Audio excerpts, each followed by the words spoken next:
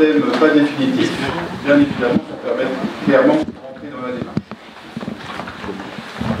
Au niveau de ce que je vais vous raconter tout de suite, effectivement, je ferai un petit contexte de la situation actuelle liée à la fois au contexte général du vignoble alsacien et réglementaire, pour vous parler de ce qu'on a prévu de réaliser dans le plan d'action et voir ce qu'on va faire durant l'année 2019. Alors le contexte, on l'a eu ce matin de manière très détaillée.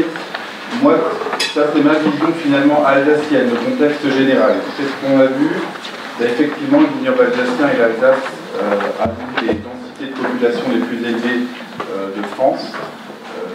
228 habitants au kilomètre carré au niveau de l'Alsace. Si on retire les Vosges, on est à 450 habitants au kilomètre carré. Donc on a fait vraiment une proximité finalement entre viticulteurs, viticulture et vivaineté. Depuis plusieurs années, ça a été cité tout à l'heure par l'un de mes prédécesseurs, et effectivement l'avant et l'après problème de Bordeaux à proximité d'une école. Et depuis quelques années, que ce soit au niveau chambre, au niveau de l'AVA ou au niveau des mairies, on ressent de plus en plus d'incidents liés au traitement phytosanitaire.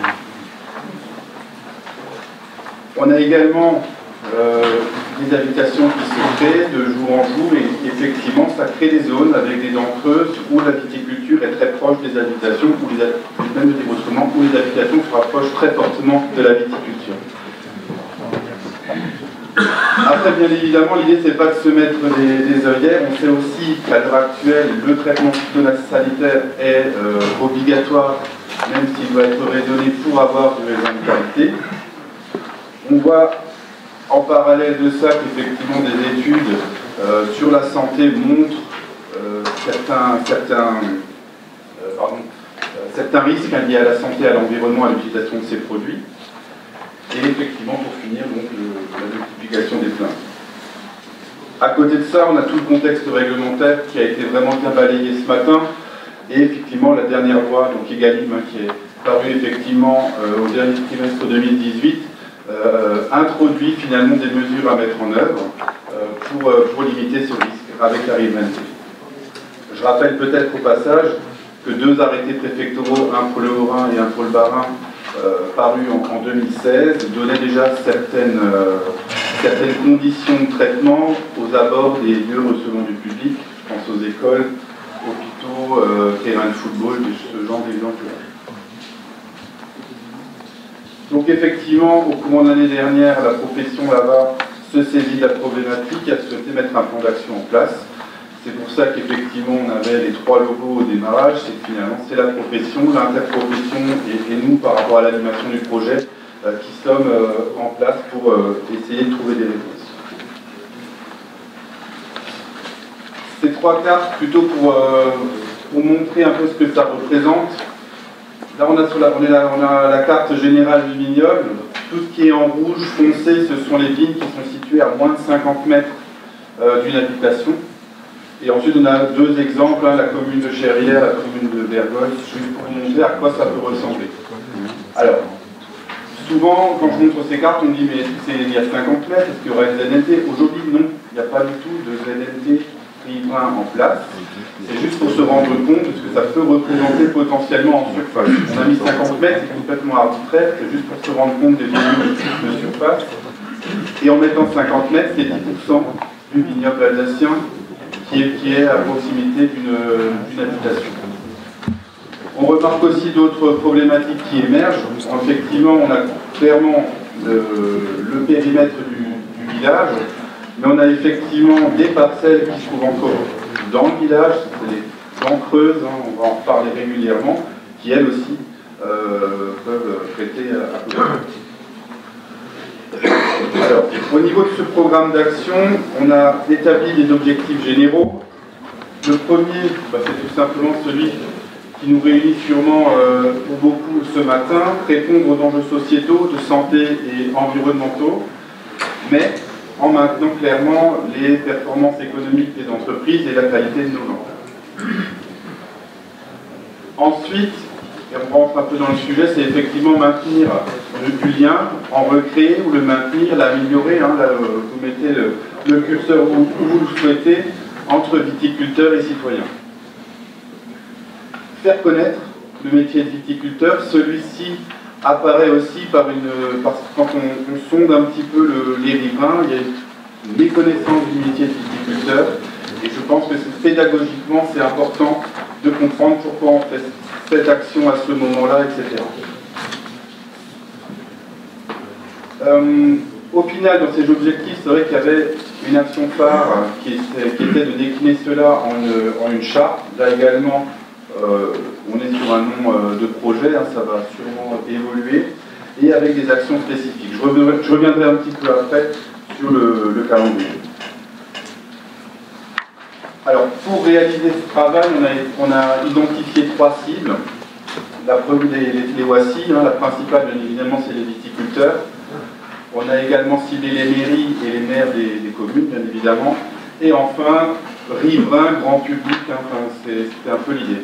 On peut même rajouter dans riverains et citoyens, il y a aussi peut-être les promeneurs, les touristes, qui peuvent aussi également être considérés comme cible à part entière. Bien évidemment, pour toucher ces cibles, d'autres seront également touchés, en tout cas discuter avec. Donc effectivement, il y a la presse, il y a des associations peut-être en environnement, etc., où il faut peut-être discuter avec eux. On verra ça dans le détail plus tard.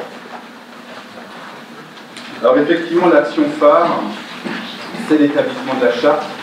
La loi Egalim demande finalement qu'une charte soit établie. L'objectif c'est 2020, le printemps 2020. Notre charte, elle a pour but d'engager l'ensemble des cibles et pas uniquement les viticulteurs. C'est vraiment l'idée de retravailler et de créer du lien.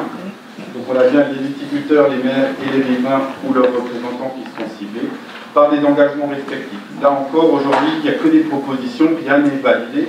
On est en cours de projet, le projet a démarré début janvier de cette année, donc là on est plutôt dans du travail de préparation pour le faire valider, bien évidemment, auprès de la profession dès que besoin. Dans les objectifs de la charte, bien évidemment, favoriser la cohabitation, mettre en place de la concertation, faire connaître le métier de viticulteur, on en parlait tout à l'heure, promouvoir auprès des viticulteurs le cadre des bonnes pratiques liées à l'utilisation des produits phyto. Il y a aussi effectivement l'intégration des nouveaux installés dans les communes. Vous savez aussi, vous qui habitez sûrement dans des communes viticoles, on a une population de gens qui viennent de la ville, qui n'ont pas forcément la connaissance de ce que c'est qu'une activité agricole, et à mon avis, il faut les sensibiliser aussi à ce à quoi ça représente. Et toujours encore en objectif, bien évidemment, maintenir vos activités afin de faire des vins de qualité et économiquement viables. Alors, je vais faire un petit bémol, parce qu'effectivement, il y a une semaine, le projet a évolué. C'est qu'effectivement, on s'est rapproché de la cellule marketing du CIVA, et avec un œil de bon communicant, finalement, il y a des choses qui vont changer. La charte sera réalisée, bien évidemment, mais il y a aussi tout un plan de communication, je dirais, en parallèle, à mettre en œuvre, afin aussi de parler positivement de la viticulture et pas juste des efforts que vous faites. Au niveau du plan d'action, d'autres actions sont mises en œuvre, j'en parle rapidement. On anime des réunions, débats pour faire avancer les choses dans les syndicats viticoles. On a mis en place des syndicats viticoles pilotes, vous en avez quelques-uns en exemple, pour parler, dire qu'est-ce que vous êtes prêt à faire, qu'est-ce que vous n'êtes pas prêt à faire, où on peut aller, comment on peut faire, etc. Une fois que ce travail-là sera fait, bien évidemment, ce sera déployé dans d'autres communes, bien évidemment. On a aussi une ambition d'établir des guides. Alors guide, c'est peut-être un mot un peu fort, mais en tout cas, c'est de bien communiquer, de bien donner, de transférer finalement les bonnes pratiques pour limiter au maximum les problématiques. Communiquer largement aussi sur d'autres choses. Là, j'ai mis le PCAE parce que finalement, les plans de subventionnement pour obtenir du matériel qui permet de limiter ou de trouver des alternatives au phyto, ça nous semblait important. Il y a un volet technique, c'est notre cœur de métier aussi, à la Chambre d'agriculture. Donc le volet technique, je mets quelques exemples, mais effectivement, il y a toutes les opérations qui peuvent limiter la dérive. Je pense aux haies, aux filets anti-dérive. Céline nous a bien très clairement parlé de la pulvérisation tout à l'heure, et en ça, il y a des liens à trouver aussi avec les projets de nos partenaires. Christophe Caviglio sur les alternatives au glyphosate, on a largement parlé, ça aussi, on veut mettre en avant. Réduction des intrants, lutte intégrée, agroécologie, tout ça seront travaillés évidemment. Certification environnementale, donc, ouais, je refais finalement le programme de ce matin en une seule diapo.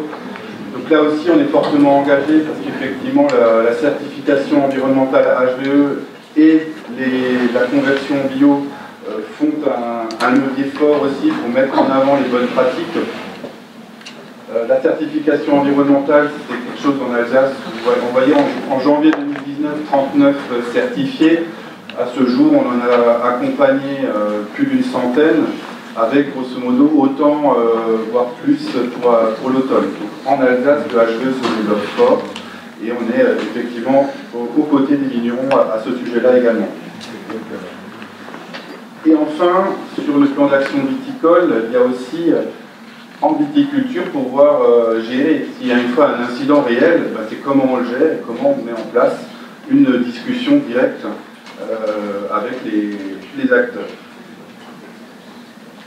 Et tout ça, finalement, pardon, on souhaite le décliner par la suite, au bout du projet, par des formations, réduire ses intrants, etc., dans des formations à la fin du projet. Au niveau des communes et des maires, on va cibler les maires sur différents sujets. Là aussi, c'est des noms génériques, hein, bien évidemment, on ne va pas leur soumettre ça comme ça, je pense que c'est